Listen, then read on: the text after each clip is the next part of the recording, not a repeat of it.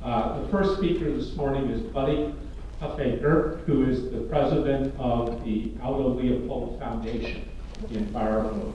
And that is on Aldo's farm, where the iconic shack is located. If you haven't been there or seen their building, I would urge you to do it. It's built in part with timbers that Aldo planted. Buddy has extensive experience in land management and forest health, and in particular working with both public and private landowners to improve conservation of the land, enhancement, protection, and management. And he focuses on environmental education and really inclusive outreach. He's an expert on how ethics have to guide our relationship to nature. So when I called Buddy up a while ago and asked him to come up, and he was gracious to say yes, and really the questions are, what would Aldo do? And what would he say to us today?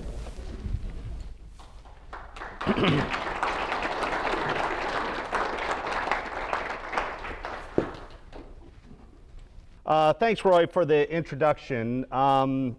You know, when you come to these gatherings, I think you're always wondering, well, what's going to come out of this, or what is the result of these efforts? And so I want to just kind of begin by thanking Roy for the invitation and for all of you to be here, because it really also gave me the chance to think about the work of the Leopold Foundation relative to climate change. So it's obviously been a context, as you'll see, for a lot of our projects and efforts. We have been responding to, been informed by climate change realities, and yet we haven't really, I think, as I began to think about this presentation and interact with our staff, thought about it as how to kind of knit our story together. So in some ways, this is a kind of trial run just to challenge ourselves at the Leopold Foundation about this work and thinking. And so that's a result really of my presence and your presence as we gather here together today. So let's start with the land ethic. Leopold wrote that the land ethic simply enlarges the boundaries of the community to include soils, waters, plants, and animals, or collectively the land. So how I state this a little bit more simply is Leopold is challenging us to recognize that we are a part of the biological community, not apart from it. And if we recognize that, then we have to extend the same ethical consideration to the flora, the fauna, the ecosystem, the biosphere that we do our friends and family, right? That's what he's challenging us to understand and accept. So this becomes really important when we think about, now as we look forward, where we're at and what we're facing. Folks familiar with this term, the Anthropocene? This is a movement within the field of geology which names our epochs, right? The Cretaceous, the Holocene, these things, time periods typically defined by millions of years.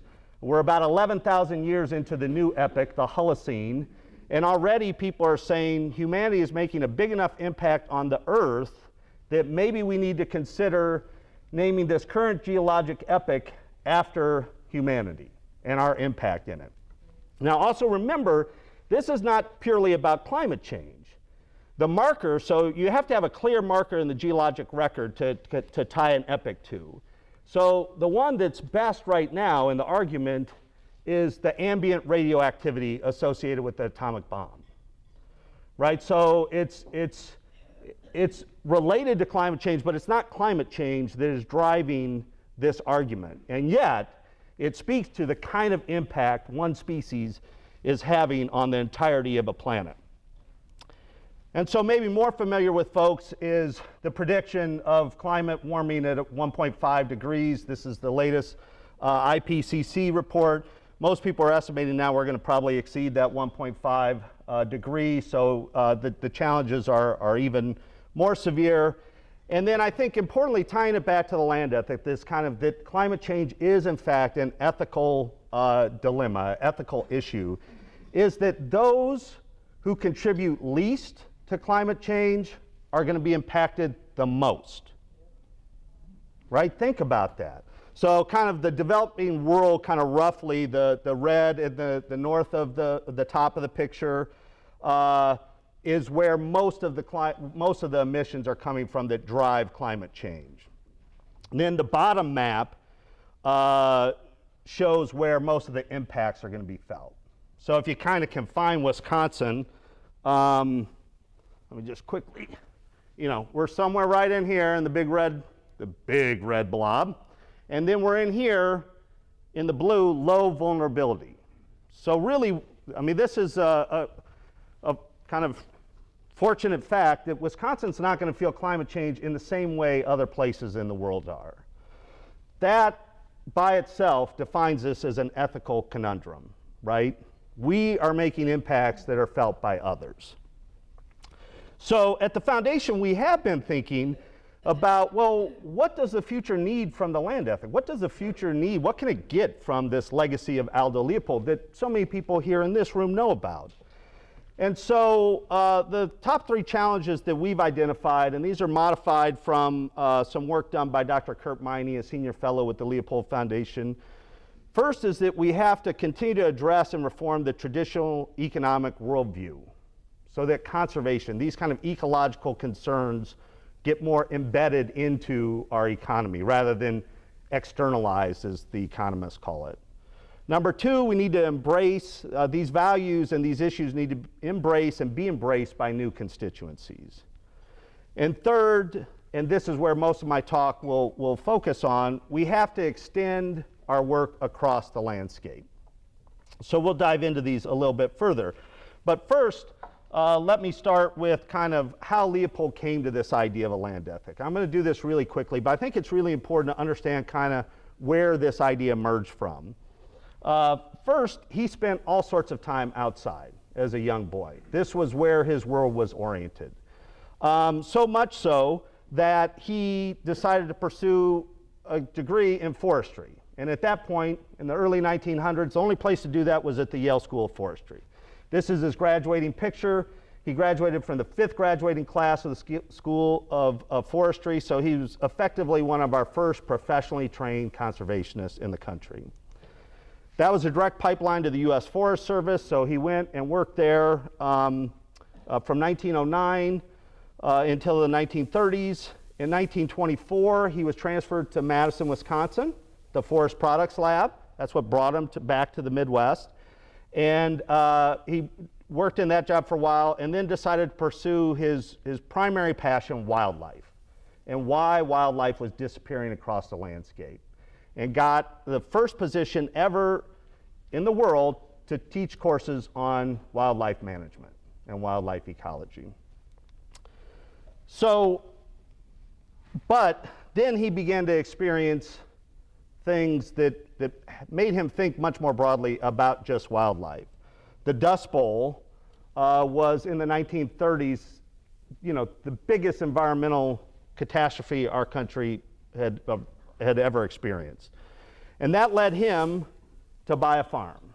He wanted to have his family figure out how, when land was abused and damaged, how to bring it back to health, how to create some sense of resilience in that landscape. So this is what his forest looked like nearly at the end of his life. He planted thousands and thousands of pine trees, trying to bring the land back to health. At the same time, World War II took his sons and all of his students out of the country. And what that gave him was an opportunity to think and to write. And it was the convergence of these two things that people could destroy all of the health, all the vitality of a landscape, and the new emergence of these technologies in a global fashion that led him to write a Sand County Almanac. And this book was his effort. Previously, as an academic, he would reach his students, undergrad, graduate students. This was his ability to reach, and his effort to reach, a much bigger audience, because he began to realize that everybody had to have a land ethic if we were going to make kind of progress. Couldn't just rest in the professions. And as early as the 1930s, he began to think of this idea of a land ethic, this responsibility to the natural world and thus to ourselves, was an ecological necessity. He said we'd already kind of developed ethics and code of conduct, though still a work in progress, between one another and as collective as a society. But it was this extension to the land, to the natural world, that was required for long-term health and wealth. And we have a whole presentation that we often give. You know, Leopold is cited as being this prophet and talking about this concept of people's ethical relationship to the natural world. But there are other cultures, there are other voices that speak to these same values. This is just one of many that we use in several exercises. Whatever befalls the earth befalls the sons and daughters of the earth. All things are connected like the blood which unites one family. All things are connected. We did not weave the web of life. We are merely a strand in it. Whatever we do to the web, we do to ourselves. This, of course, is Chief Seattle. So again, really important to remember that there are many cultural strands that come together that speak to these values. And Leopold himself recognized that. In fact, he said at the end of a Sand County Almanac, nothing as important as an ethic is ever written. It evolves in the minds of a thinking community. And that's what we have assembled here today, a thinking community. People who are committed and concerned about where we're at and where we're going. So again, to go back to what does the future need from the land ethic, and to run through these relatively quickly. One, the issue around how our economic paradigm functions today. And there are organizations that are out there working and writing on this. The foundation's effort itself is really in the form of trying to make sure the book is still used and relevant and that there's awareness of it. Because if you read a Sand County Almanac very closely, it is a very radical book. It is putting forth pretty radical ideas relative to how most of our current paradigm views the world. I mean, he's saying we abuse land because we regard it as a commodity belonging to us. When we see land as a community to which we belong, we may begin to use it with love and respect. And so this also had us start to ask, well, so how are people using a Sand County Almanac? What is the role of ethics, in particular in higher education, because that's where Leopold's career was focused. And so we started with a survey of 50 conservation biology programs across the country. And what we found is that 70% of those programs are not offering any course in environmental ethics or conservation philosophy. So here are the people who we're going to be looking to be advancing this work and connect adaptation, mitigation strategies, the whole concept of resilience for our communities, and they are not being educated and informed and trained in ethical decision-making, an ethical decision-making framework. So then we did a nationwide survey, of which we're still analyzing the sample, the data, but we've had over 300 respondents, again, across higher education. And what we found is that if you look at that purple slice of the pie, kind of in the top right corner, that's about 20% that think they're doing a pretty good job in how they communicate ethics and the philosophical foundations of conservation. That means 80% don't think they're doing a very good job. So that's what our future conservation leaders are, that's the exposure they're getting to this fundamental, foundational sense that there are these ethical dimensions to climate change and our relationship to the natural world. So that's a body of work that we're still trying to grow and figure out where we go and how we contribute there. The other is to embrace and be embraced by new constituencies. So, you know, I'm kind of the prototypical conservationist, right? A middle-aged white guy with a pretty big beard. This room doesn't have a lot of diversity in it.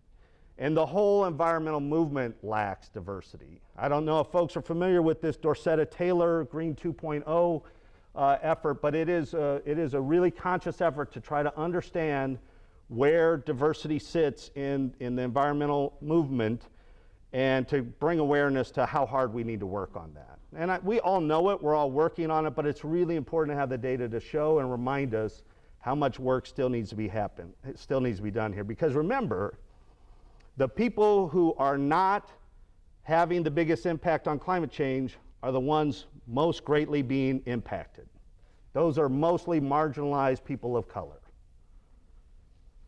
So in our effort as a small organization, we've kind of invested in our Future Leaders program. This is a program for students right after their undergraduate degree, kind of a postdoc, I guess, if that exists for undergrads.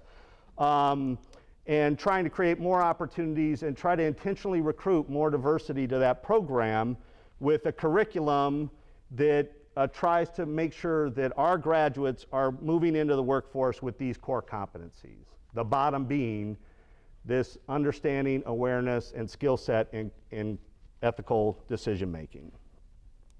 So those are two that I just kind of want to make sure that, because I do think they set the philosophical foundation for what we're here to talk about today.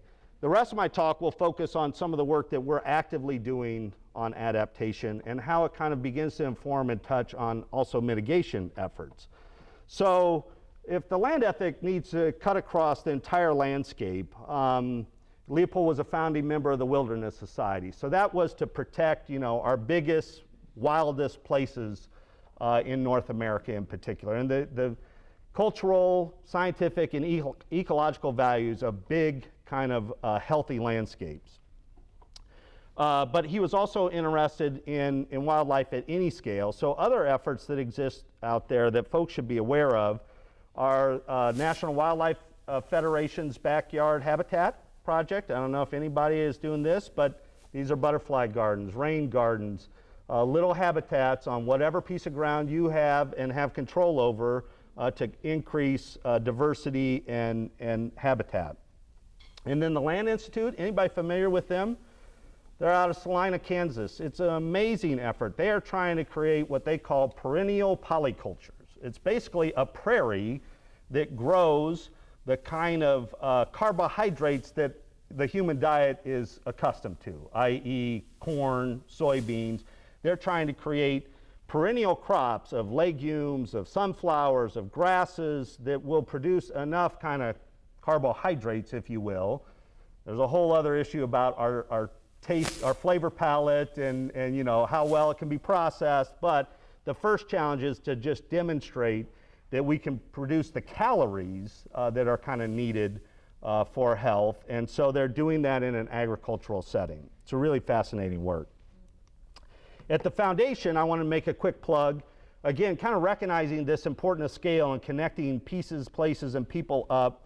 We have an effort called My Wisconsin Woods. You'll see where this is really launching statewide in the next couple of weeks. We're doing it with all sorts of conservation partners, but there are 180,000 private woodland owners in the state of Wisconsin, and we're trying to build a network of all of them so that everybody's work relates to one another. And this is a set of resources that helps landowners understand what they have on their property and how to do a better job managing it.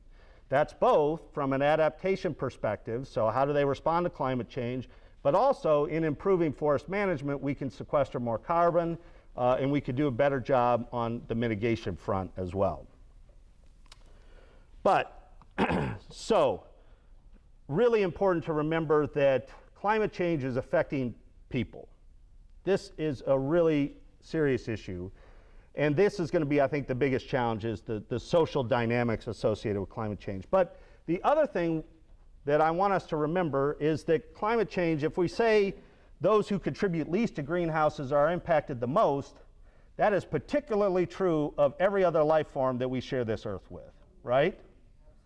They're doing nothing to promote climate change, and yet they are going to be the ones that are most affected. This timing couldn't have been better. I don't know if folks saw this report by the UN, but that there is a dangerous decline, unprecedented species extinction rates are happening right now. And this is partly due to climate change and also partly due to other land use practices and realities that we'll explore right here in Wisconsin. But this report says nature is declining globally at unprecedented rates in human history. The overwhelming evidence from a wide range of different fields of knowledge presents an ominous picture. But it's not too late to make a difference, only if we start now from every level from local to global. Transformative change can still be conserved, can still allow for conserved, restored, and sustainable use. So this is really, again, the Leopold family has been amazing with their foresight. It's this concept that led the Leopold children, the 5 children of Aldo and Estelle Leopold, to create the Leopold Foundation. And it's around this idea that health, so resilience is our current term, but Leopold, that wasn't a term in the parlance in the 30s and 40s. He was talking about health. And health is the ability for self-renewal. How do systems, how do individuals kind of retain that vitality? And he identified conservation as really that effort to retain the capacity for self-renewal. So the Leopold children in 1982 decided to do the very generous act of sharing their family legacy with the rest of the world. They entrust an organization with the ownership of their property, their family property, the rights to their father's writing, and with this intent of helping others recognize and realize our ethical responsibility to the natural world and each other. And so our work began as an organization kind of right there at the shack, as Roy said, which is now a National Historic Landmark. And so our ongoing management of the farm that Leopold purchased in the 30s and 40s. Our first big project, I know some have been there, but as Roy said, I love saying Leopold and the family started growing our building 80 years ago. So again, we opened this building 10 years ago, recognizing that we needed good models of what climate mitigation and adaptation would look like. This is a net zero building, carbon neutral building, because of the way we're sequestering carbon in the construction materials, but also because the way we manage the forest to take the timbers out for the building blocks of the building allowed for better growth and more rapid carbon sequestration of the remaining trees. So we connected our land management up with the carbon balance. My first introduction to climate change began in 1999, and I had the good fortune, I don't know if you can read the authors there. The lead author was Nina Leopold Bradley, who had extended a study done by her father, monitoring the first arrival of birds, the first bloom of plants. Phenology is the kind of scientific name, and I had arrived just on the scene at the right time, and I got to be included as a co-author. And this paper is prominently recognized as being one of the first pieces of evidence of biological responses to climate change. And that the kind of rate of spring arrival was increasing by 1.2 days per decade. Now, again, springs like this are taken into consideration of that, right? A late spring, and yet on the whole, we are seeing this kind of march forward of spring arriving sooner. The piece that I think gets kind of lost in that paper is that the most profound thing is that not everything is marching forward in a uniform fashion. So out of the 60 species that we had enough data to analyze, a third of them were in fact increasing. There was a significant change towards earlier arrival or bloom, and then a third that were clearly not moving at all. They were still anchored on their historic average date. And then a third in between that are really messy. And so what that tells us is that the systems are not changing in a uniform fashion, which creates other kind of ecological challenges. So if a long-distance migrant arrives late and the plant that blooms that it gets its nectar from is already done and going to seed, all of a sudden it has to develop a different life strategy.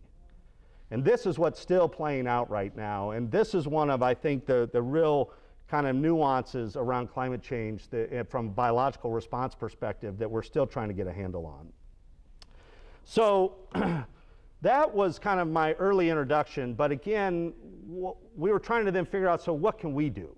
What can the Leopold Foundation do with our 600 acres, managing a special place on the landscape? How do we contribute to that? What is our response and responsibility? So we went back to the Sand County Almanac. This is from the foreword. where he writes, on this sand farm in Wisconsin, first worn out and then abandoned by our bigger and better society, we try to rebuild with shovel and axe what we are losing elsewhere. So again, Leopold was already recognizing this concept of health, this concept of resilience, that things were being lost and needed attention and needed care, an ethic of care. So then we began to assess, well, okay, we have 600 acres, that's not bad, but what does that mean at a kind of landscape level? So we kind of realized, well, we're already working with partners up and down the Wisconsin River. So here's the property of the Leopold Foundation, but we were working with a private landowner that owned 3,000 acres right across the river from us. There was a state wildlife area that was 7,000 acres, Fish and Wildlife Service property that's 1,000 acres. So what we decided to do was to unify all that effort. So now we are helping to guide and inform the management of 12,000 acres and make sure that we're all kind of pulling in the same direction so that we leverage 600 acres to 12,000 acres. And so then we started to say, okay, so if we're going to do that, what's our outcome? What are we going to try to address? And for a variety of reasons I'll speak to in just a sec, we decided, well, let's kind of understand what's happening with the bird community. We've been doing prairie restorations and savanna restorations here, there. So birds kind of gave us a bigger landscape view. And we also recognized that a lot of our guilds of species were in decline. Now the one, I think it's important to note, the one line that's going up is blue, and those are wetlands. Well, wetlands right now receive a lot more protection and investment than any other habitat. And so you can see what happens. We're seeing positive response when we get our act together. So we did a bird sampling across that entire 12,000 acres. And what we found was we didn't have anything very special. We had kind of all, the common birds were common, but rare birds were not very common. And we laid that up against the changes in agricultural policy and practices. So over the last couple of decades, in Wisconsin alone, we have lost 200,000 acres of grass to changes in the Conservation Reserve Program. It's basically a program that pays landowners to set aside marginal land that either will erode and create water quality problems or won't grow very good crops anyway, and put it in grass or trees to help maintain the environmental benefits. And so then, because of changes in the economy and changes in the farm bill, there were disincentives for landowners to stay in that program. So 200,000 acres came out of the program and got put into corn and beans. So now they were a buffer, right? They were a mitigation strategy. These were lands that were holding carbon, providing wildlife habitat. Now they got converted to corn and beans and are contributing to, are causing climate change and the loss of ecological habitat. So now we got a kind of twofold negative increase here. And this is really important. Meanwhile, this is a graph that shows the production of alfalfa. I couldn't even find stats on hay, but this is alfalfa that have declined by 2 million acres in the state of Wisconsin since the 50s. Now, alfalfa, for folks who are familiar with it, is a perennial crop. You cut it a couple of times, and you typically feed it to livestock. The value of it is that it provides cover, and now we not only have half the acres, but we also cut it more often. But they're what are called surrogate grasslands. So some grassland birds can use alfalfa, and they can get a brood off before it gets cut. But half of that habitat has disappeared. So changes in agricultural policy and practices are coming together to collide to make this happen, and that green line are grassland birds, and they are in precipitous decline. And there seems to be right now, no evidence that we have any intention to change that directionality. So this was the data that we used as a kind of current conservation context, as well as in the top left, kind of the historical data. So that said, you know, most of this was a prairie savanna before it was converted to agriculture and before it was widely settled. We looked at the physiographic qualities. We're sitting on really sandy soil. We can't really grow very good trees. And we looked at climate change projections about how the climate is going to change and how we can, and that kind of grass, good, high quality grassland ecosystems can sequester carbon as effectively as poorly managed woodland habitats. So old growth habitat is still better of trees, but poorly managed forests are no better than prairies and savannas. So we then decided, okay, let's use birds as our indicator. Let's try to drive habitat improvement. And there's a variety of reasons that birds came into favor, but I just want to tell you a little bit how we came to them. So we looked at all of the evidence about what birds were doing well, what birds were doing bad. We had 100 different species breeding on our property. 46 of them had already been identified by some entity as having challenges. And 24 of those, there are serious concerns about the viability of the populations in the state of Wisconsin to retain those species. And those species are things like red-headed woodpeckers, bobolinks, meadowlarks, used to be a very common bird, willow flycatchers, Henslow sparrows, and sandhill cranes. So we came up with management plans that could directly drive better habitat for those species. And this is just our kind of management plan. And we started using bigger tools. So we used commercial timber harvest, and this was an interesting process, right, for an environmental organization to cut 600 acres of trees. But what we had was mainly overage silver maple and ash trees, and we had box elder bugs kind of on our periphery. So all of a sudden, again, we were going to have a poorly managed forest that was not able to sequester as much carbon as an oak savanna. And then we used a forestry mower that, if you can imagine a lawnmower that can cut down trees, that's what this thing does. It's amazing. They don't let me drive that, unfortunately. And then we use prescribed burning to manage at a landscape scale. And so here's a little bit of sense of how we've transformed the landscape. So this is a before, and this is an after. And kind of that's the bird's view coming in, but then when it's kind of said, okay, this looks pretty good, I'm going to try to find a place to, build a home for me and my family. This is a before, and this is an after. Now, this, again, really critical. Certain birds only will nest in this kind of habitat. They will not nest in this. It's too close. Too much competition from other species. They need this. So our data right now, the top is kind of before, the bottom is after. And what you can kind of begin to see is that we are having more habitats occupied by our target species. So each one of those circles represents one of those 24 species that we're really worried about and trying to help. And then the number inside tells you how many of those species are nesting in that spot. So what our data is telling us right now is we got them using more habitat, but we want that 2, instead of going to a 1 and a 1, we want a 2 going to a 3 and a 3. So we're on the right track.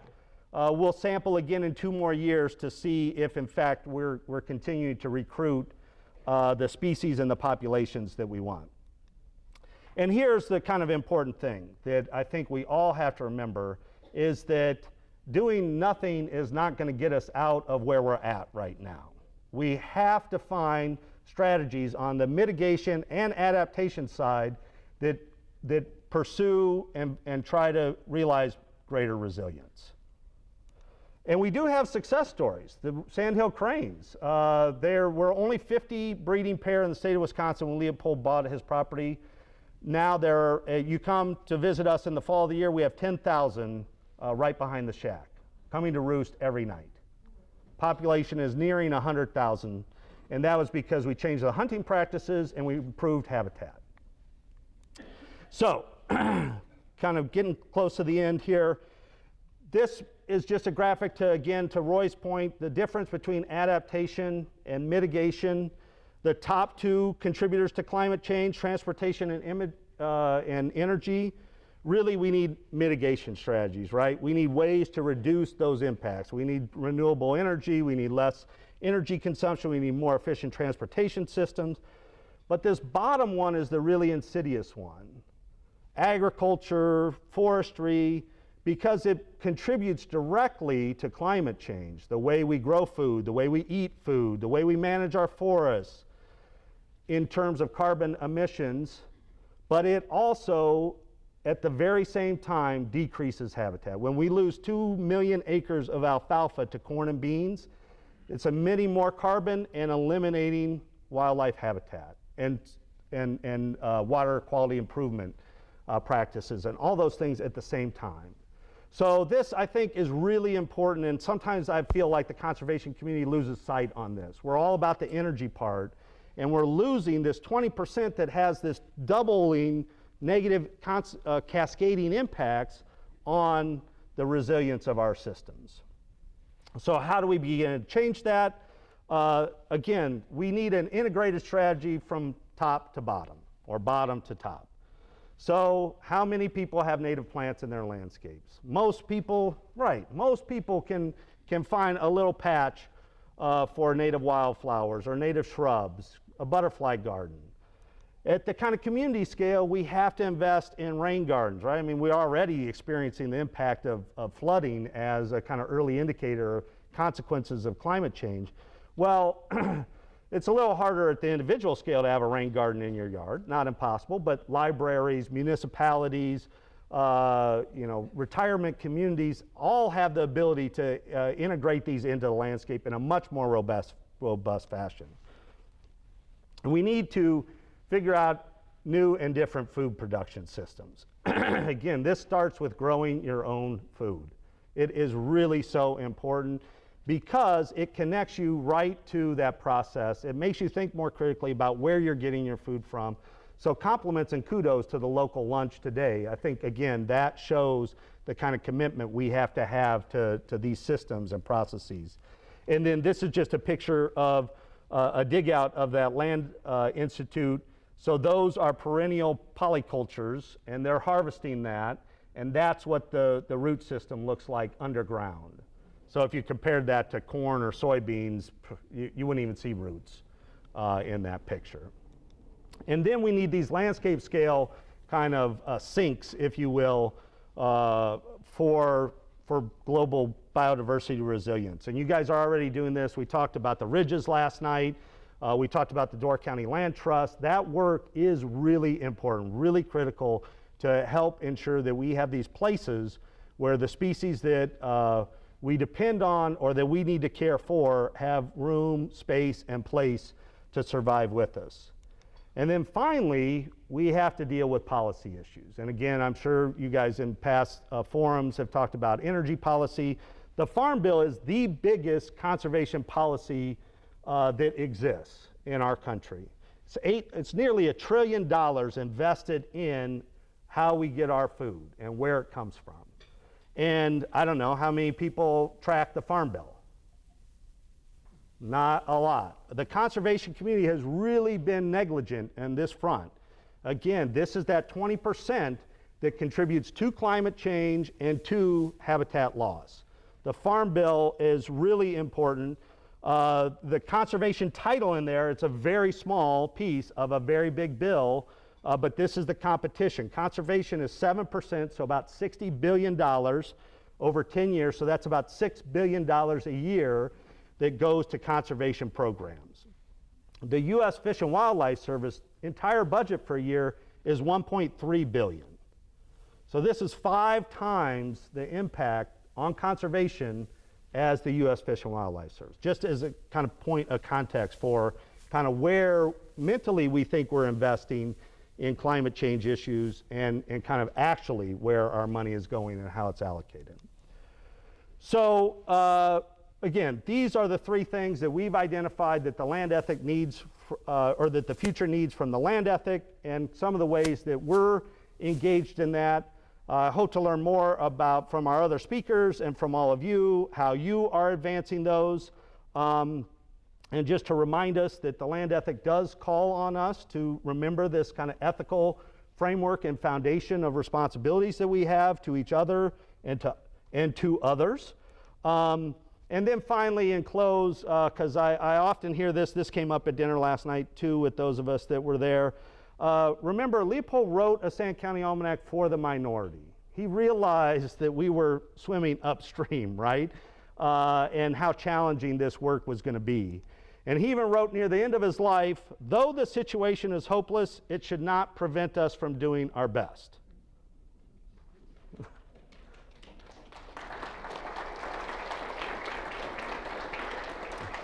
So what does this mean, and why are these gatherings important? I think they're critically important. You all are the minority. Don't be discouraged by that. Kind of own that, wear that, and realize how much courage it takes to stand in this space and to be involved in this work. Moral courage is defined as the ability to act rightly in the face of popular opposition, shame, scandal, or discouragement. You are all demonstrating moral courage by just being here today, by caring about these things and doing the work that you do every day. And Leopold recognized this, and that's why he counted on a room like this to be the thinking community that would advance these ideas, continue to challenge and inform and inspire our friends and neighbors to these solutions. And otherwise, I just encourage you to follow us on social media, sign up for our e-newsletter so you can continue to be part of the conversation and keep doing the good work that you're all doing. Thank you very much.